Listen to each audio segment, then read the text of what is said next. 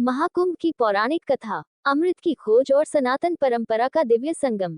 भारत की पवित्र धरती पर महाकुंभ केवल एक मेला नहीं, बल्कि एक दिव्य अनुष्ठान है, जो हजारों वर्षों से सनातन धर्म की अमर परंपरा को जीवंत बनाए हुए है। ये केवल श्रद्धालुओं का समागम नहीं, बल्कि आध्यात्मिक ऊर्जा, तप, भक्ति और मोक्ष की यात्रा का प्रतीक है। महाकुंभ का रहस्य सृष्टि के सबसे बड़े महासंग्राम देवासुर संग्राम और समुद्र मंथन से जुड़ा हुआ है। जब अमृत कलश की प्राप्ति हुई, तो देवताओं और असुरों के बीच उसे पाने के लिए भीषण संघर्ष हुआ। इस संघर्ष के दौरान अमृत की कुछ बूंदें पृथ्वी पर गिरी, और जहां जहां वे बूंदें गिरी, वहीं कुंभ के पवित्र स्थल स्थापित हुए। इस महाकुंभ कथा में हम जानेंगे कि कैसे अमृत की खोज ने धर्म और अधर्म के बीच संतुलन स्थापित किया, कैसे यह मेला मानवता को जोड़ने और आध्यात्मिक उत्थान की प्रेरणा देने का कार्य करता है, और क्यों हर 12 साल बाद करोड़ों श्रद्धालु यहाँ स्नान कर अपने जीवन को पावन बनाते हैं। तो आइए, इस दिव्य कथा में प्रवेश करें और महाकुंभ के रहस्यमय इतिहास, धार्मिक महत्व और सनातन परंपरा की इस अविस्मरणीय यात्रा को जानें। हर हर गंगे, जय सनातन धर्म। भारत एक प्राचीन और आध्यात्मिक भूमि है, जहां धर्म, भक्ति और तपस्या को जीवन का आधार माना गया है। यहाँ की संस्कृति हजारों वर्षों से चली आ रही परंपराओं, शास्त्रों और धार्मिक अनुष्ठानों से समृद्ध है। इन सभी परंपराओं में से महाकुंभ मेला एक ऐसा पर्व है, जो न केवल धार्मिक दृष्टि से बल्कि आध्यात्मिक, सांस्कृतिक, सामाजिक और वैज्ञानिक दृष्टिकोण से भी अति महत्वपूर्ण है। महाकुंभ केवल एक धार्मिक मेला नहीं, बल्कि यह एक ऐसा आयोजन है, जिसमें देश विदेश से करोड़ों श्रद्धालु, सन्यासी, महात्मा, सिद्ध पुरुष, नागा साधु और तपस्वी एकत्र होते हैं। इस पर्व की जड़ें सनातन धर्म के सबसे महत्वपूर्ण शास्त्रों, वेद, पुराण और उपनिषदों में मिलती हैं। महाकुंभ हर 12 वर्षों में 4 पवित्र स्थानों प्रयागराज, हरिद्वार, उज्जैन और नासिक में आयोजित किया जाता है। इस महापर्व की उत्पत्ति की कथा अमृत मंथन से जुड़ी हुई है, जिसमें देवताओं और असुरों के बीच अमृत कलश को प्राप्त करने के लिए एक भीषण संघर्ष हुआ था। प्राचीन काल में, जब सृष्टि का आरंभिक युग चल रहा था, तब देवताओं और असुरों के बीच निरंतर संघर्ष होते रहते थे। असुर अत्यंत शक्तिशाली और क्रूर थे, जिनके पास अपार बल और तपस्या का सामर्थ्य था। उन्होंने अपनी शक्ति से स्वर्ग पर आक्रमण कर दिया और इंद्र सहित सभी देवताओं को पराजित कर दिया। पराजित और कमजोर हो चुके देवता अत्यंत चिंतित थे। वे भगवान विष्णु के पास गए और उनसे सहायता की प्रार्थना की। देवताओं ने बताया कि असुरों ने अमरता प्राप्त करने के लिए कठोर तप किया है और अब वे देवताओं को नष्ट करने का प्रयास कर रहे हैं। भगवान विष्णु ने देवताओं को आश्वासन दिया और कहा कि अमृत प्राप्त करने का एकमात्र उपाय समुद्र मंथन है। यदि देवता और असुर मिलकर क्षीर सागर का मंथन करें, तो उससे अमृत उत्पन्न होगा। उस अमृत का पान करने से देवता पुनः अजेय हो जाएंगे और असुरों को पराजित कर सकेंगे। समुद्र मंथन के लिए सबसे पहले एक विशाल पर्वत की आवश्यकता थी, जो मंथनी का कार्य कर सके। इसलिए मंदराचल पर्वत को मंथन के लिए चुना गया। लेकिन ये पर्वत इतना विशाल और भारी था कि इसे स्थिर रखने के लिए एक सर्प की रस्सी की आवश्यकता थी। वासुकी नाग को रस्सी बनाया गया और देवताओं और असुरों ने इसे पकड़कर समुद्र मंथन आरंभ किया। इस मंथन में कई महत्वपूर्ण वस्तुएं प्राप्त हुई, जैसे शंख भगवान विष्णु का प्रतीक, कामधेनु गाय जो सभी इच्छाएं पूर्ण करती है, ऐरावत हाथी जिसे इंद्र ने अपने वाहन के रूप में अपनाया, उच्च श्रवा घोड़ा जो अत्यंत तेज गति वाला था, रंभा और अन्य अप्सराएं स्वर्ग की शोभा बढ़ाने के लिए, वरुण का दिव्य धनुष, लक्ष्मी माता जो भगवान विष्णु की अर्धांगिनी बनी, कालकूट विष जिसे भगवान शिव ने अपने कंठ में धारण किया, जिससे उनका नाम नीलकंठ पड़ा, धन्वंतरी ऋषि जो अमृत कलश लेकर प्रकट हुए। जब अमृत कलश प्रकट हुआ, तो उसे प्राप्त करने के लिए देवताओं और असुरों के बीच घोर युद्ध छिड़ गया। असुर चाहते थे कि वे अमृत पान करके अमर हो जाएं और देवताओं को सदा के लिए पराजित कर दें। देवता ये जानते थे कि यदि असुरों को अमृत मिल गया, तो वे और भी क्रूर और निर्दयी हो जाएंगे। इसलिए भगवान विष्णु ने एक योजना बनाई। उन्होंने एक अत्यंत सुंदर रूप धारण किया, जिसे मोहिनी अवतार कहा जाता है।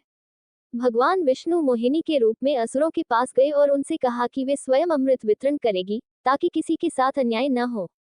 असुर मोहिनी के मोहक रूप को देखकर मंत्रमुग्ध हो गए और सहर्ष ये प्रस्ताव स्वीकार कर लिया। मोहिनी ने चालाकी से देवताओं को अमृत पिलाना शुरू कर दिया और असुरों को वंचित रखा। जब असुरों को इस छल का पता चला, तो उन्होंने अमृत कलश को पुनः प्राप्त करने के लिए आक्रमण कर दिया। इस दौरान जब अमृत कलश को बचाने के लिए देवता आकाश मार्ग से भाग रहे थे, तब 4 स्थानों पर अमृत की बूंदें गिर गईं, हरिद्वार, प्रयागराज, उज्जैन और नासिक। यही 4 स्थान महाकुंभ के आयोजन स्थल बने। इन स्थानों को दिव्यता और पवित्रता का वरदान प्राप्त हुआ और कहा जाता है कि महाकुंभ के दौरान यहाँ गंगा स्नान करने से समस्त पाप नष्ट हो जाते हैं और मोक्ष की प्राप्ति होती है। महाकुंभ 2025 प्रयागराज में आयोजित होगा। यह आयोजन हिंदू धर्म के सबसे विशाल और पवित्र आयोजनों में से एक है। इसमें करोड़ों श्रद्धालु संगम तट पर स्नान करेंगे और धर्म का लाभ उठाएंगे। महत्वपूर्ण स्नान तिथियां: पौष पूर्णिमा स्नान, मकर संक्रांति स्नान, मौनी अमावस्या स्नान, बसंत पंचमी स्नान, माघ पूर्णिमा स्नान, महाशिवरात्रि स्नान, मोक्ष प्राप्ति का अवसर, पापों से मुक्ति, धार्मिक अनुष्ठानों का आयोजन, संत महात्माओं के दिव्य प्रवचन, समाज में धार्मिक और सांस्कृतिक चेतना का जागरण। महाकुंभ केवल एक मेला नहीं, बल्कि यह हिंदू धर्म की महानतम परंपराओं में से एक है। यह आयोजन भक्ति, सेवा और तपस्या का अद्वितीय उदाहरण प्रस्तुत करता है। इस महाकुंभ में भाग लेना और संगम में स्नान करना एक दिव्य अनुभव माना जाता है। महाकुंभ केवल एक धार्मिक आयोजन नहीं, बल्कि यह सनातन संस्कृति की जीवंत धरोहर है, जो हजारों वर्षों से अपनी परंपराओं और आध्यात्मिकता को संजोए हुए है। यह मेला सिर्फ आस्था का प्रतीक नहीं, बल्कि यह एक अनंत ऊर्जा, अद्भुत शक्ति और आध्यात्मिक प्रकाश का महासंगम है। इस आयोजन के पीछे केवल धार्मिक महत्व नहीं, बल्कि यह एक सामाजिक और सांस्कृतिक मिलन का अवसर भी है। जब संत, महात्मा, नागा साधु, योगी और तपस्वी अपने ज्ञान, साधना और तपस्या के अनुभवों को साझा करते हैं, तो पूरा समाज आध्यात्मिक ऊर्जा से भर उठता है। महाकुंभ में डुबकी लगाने मात्र से ही पाप नष्ट नहीं होते, बल्कि यह आत्मशुद्धि का प्रतीक है। ये हमें ये सिखाता है कि जब हम अपने मन के कलश को दूर कर सत्य, प्रेम और करुणा के मार्ग पर चलते हैं, तभी वास्तविक मोक्ष प्राप्त होता है। ये पर्व ज्ञान, वैराग्य, भक्ति और तपस्या का संदेश देता है। यहाँ एकत्रित होने वाले श्रद्धालु केवल स्नान के लिए नहीं आते, बल्कि आत्मबोध, धर्म चर्चा और जीवन के परम लक्ष्य को समझने के लिए भी यहाँ आते हैं।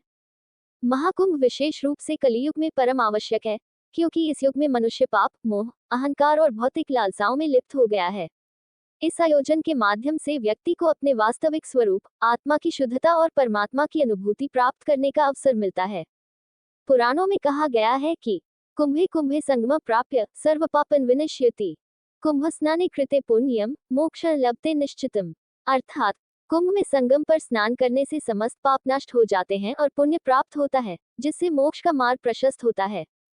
महाकुंभ केवल व्यक्तिगत मोक्ष या आत्मशुद्धि का माध्यम नहीं, बल्कि यह समाज को जोड़ने वाला, धर्म, संस्कृति और सनातन परंपरा को संरक्षित करने वाला एक महायज्ञ है। यह आध्यात्मिक जागृति लाता है। ये संस्कृति और परंपराओं को अगली पीढ़ी तक पहुंचाने का माध्यम है। यह मानवता, सेवा और परोपकार का सजीव उदाहरण प्रस्तुत करता है। ये विश्व बंधुत्व और धर्म के उच्चतम आदर्शों को स्थापित करने का सबसे बड़ा मंच है। महाकुंभ का सबसे बड़ा संदेश यही है कि मनुष्य केवल शरीर नहीं, बल्कि एक आध्यात्मिक चेतना है। इस चेतना को जागृत करना ही जीवन का उद्देश्य है।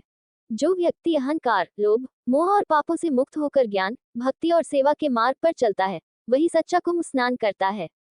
महाकुंभ हमें आत्ममंथन करने की प्रेरणा देता है। जिस प्रकार समुद्र मंथन से अमृत प्राप्त हुआ, उसी प्रकार जब हम अपने अंदर तप, संयम और साधना का मंथन करते हैं, तब हमें ज्ञान और आत्मबोध का अमृत प्राप्त होता है। महाकुंभ हमें ये सिखाता है कि संसार में रहकर भी निर्मल कैसे रहें, भक्ति के मार्ग पर चलकर मुक्ति कैसे प्राप्त करें और मानवता के कल्याण के लिए स्वयं को समर्पित कैसे करें।